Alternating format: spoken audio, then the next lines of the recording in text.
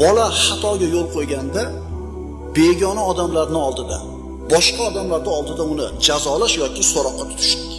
O'rtoqlarning oldida so'kib beramiz bolalarimizni. O'rtoqlarning oldida hurmatini yo'q qildik. Aka-ukasining oldida yerga urib beramiz.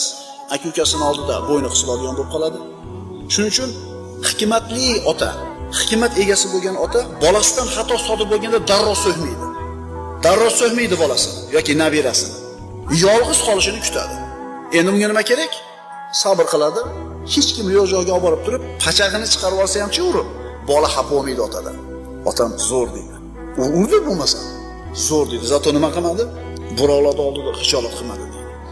Esimizdan chiqmasin, yosh boladan xato sodir bo'ladi, xato ish qiladi, faqat biz uni o'rnida jazolashga shoshilmaylik.